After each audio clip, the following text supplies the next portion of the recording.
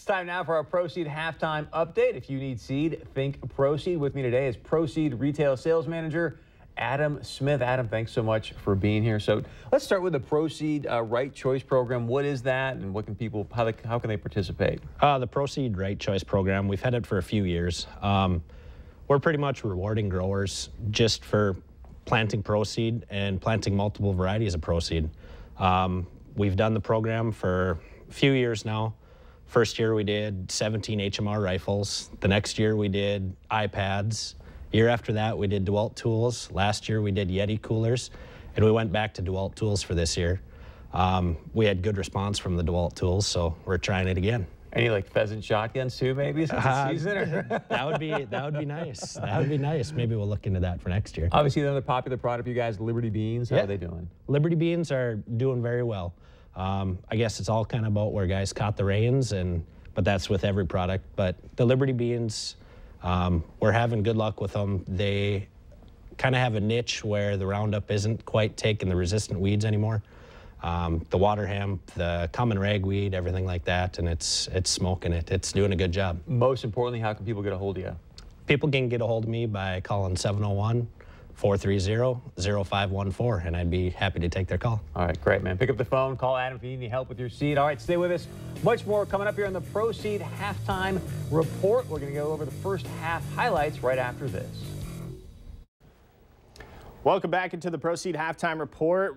North Dakota State leading 21-14 at the half. A little bit of a shock. Let's take a look back at the first half, specifically the first quarter. And the Bison, well, they get off to a hot start as Bruce Anderson. We thought we were going to see a lot of different guys in the backfield. We do. Bruce Anderson, a 2-yard run, caps off a 67-yard drive, gets the Bison up 7-0. Nice drive there, obviously, to kick things off and get up to a fast start, which we thought would silence USD, but that wasn't the case. Yeah, and USD would come back, but before they do, the defense getting a little work in. They get a fumble, they force a fumble here, and they get the fumble recovery. But the big thing is the holder. That guy is wide open. C.J. Smith, Scott, caught in no man land. You're going to see in a couple plays later as well. Another guy wide open for 6 points. So the defense has got to short things up. Well, and they don't get any points off of that turnover. We jump ahead to later in the first quarter. Carson Wentz to Darius Shepard. It sounds like a broken record at this point. It's the Shepardator. All right. Get out of here with that. All right. That caps off a 6-play, 66-yard drive. Gives the Bison a 14-0 lead as we head into the second quarter.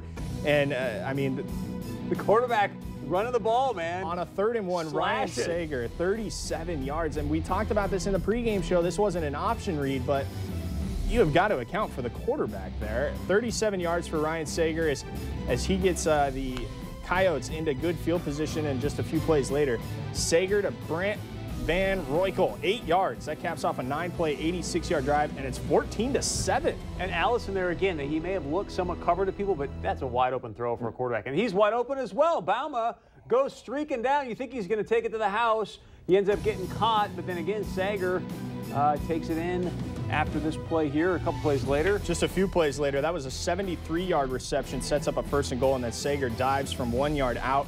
3 plays, 81 yards on that drive. It would tie the game at 14-14.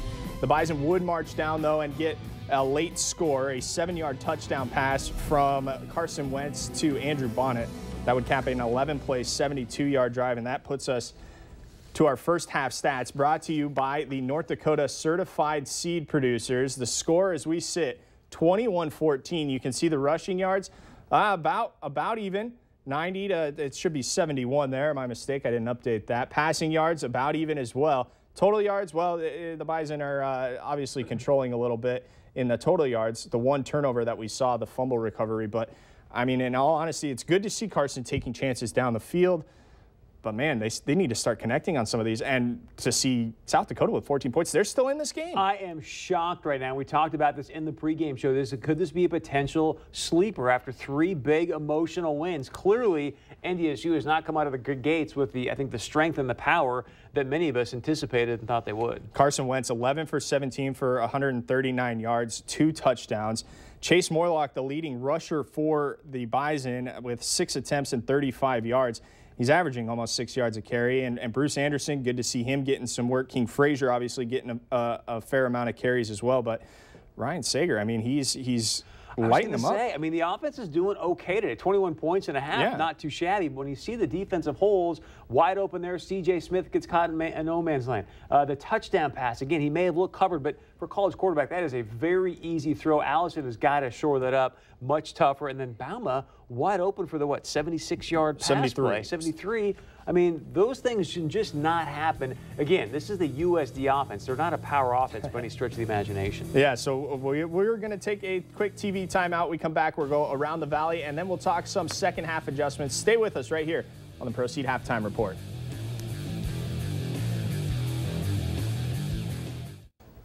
Welcome back to the Proceed Halftime Report. Let's get you caught up on the rest of the Missouri Valley schools in action today as we go around the valley. The next team up for the Bison, Indiana State, hosting Southern Illinois today. Both teams sitting at 1-1 in conference play. Right now at the half, Indiana State leads 17-14. 4-1 Illinois State traveling to 1-4 Missouri State. The Redbirds are undefeated so far in Valley play. This game sitting at 31-0 at half. Illinois State and Youngstown State matching up with South Dakota State and Youngstown State. Both teams sitting at 1-1 in Valley play. At last check, South Dakota leads this one 10-2 in the second quarter. Western Illinois trying to keep their unbeaten Valley record today at the Unidome. Northern Iowa, of course, looking to bounce back from the tough loss last week here in Fargo. This one just got underway a few minutes ago. No score reported for that. And our score here at the half, 21-14 North Dakota State. Don't go away. Chris and I will talk second half adjustments, and we'll get you back out to the Dome for the second half. Stay with us.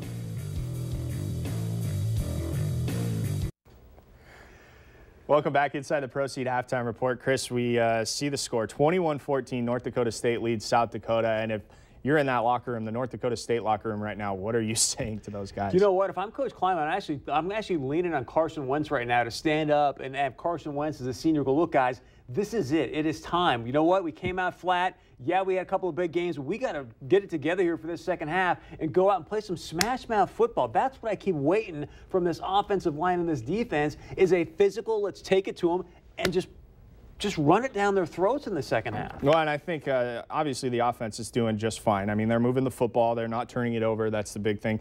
I want to bring your attention to some third down numbers. I mean, USD is converting 50% of their third downs, and that's unheard of. I mean, granted, it's 3 of 6, but North Dakota leads the nation in third down defense. Right. That shouldn't even be close. Again, USD is not an explosive offense. If I'm Joe Glenn at halftime, I'm giving my Herb Brooks talk, going, hey, guys, there is a flicker of hope here. There's an opportunity for us to go out there and shock the world and upset the 4-time straight national titles. And, oh, by the way, break a 26-game winning streak right here in the Fargo Dome. And South Dakota has never won a game at the Fargo Dome. They are 0-8 all-time against North Dakota State. So it's going to be an interesting second half. I foresee Carson Wentz really taking control of this game. And would you expect to see him take those shots that we saw him take in the first half? I would, but I think you're going to see, obviously, Coach Polishek come in there and say, look, all right, Rams, we're going to come out there. We're going to come out running the football and, again, shove it down their throats. But you know, second half is always a time for NDSU to come out. They're great at making adjustments. They wear people out physically, typically,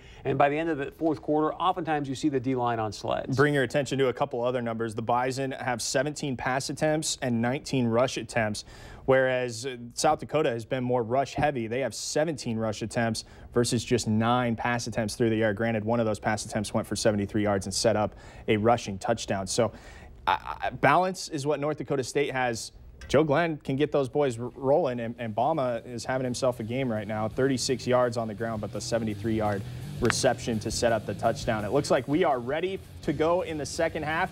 Let's get you back out to the Fargo Dome. 21-14, second half action right now.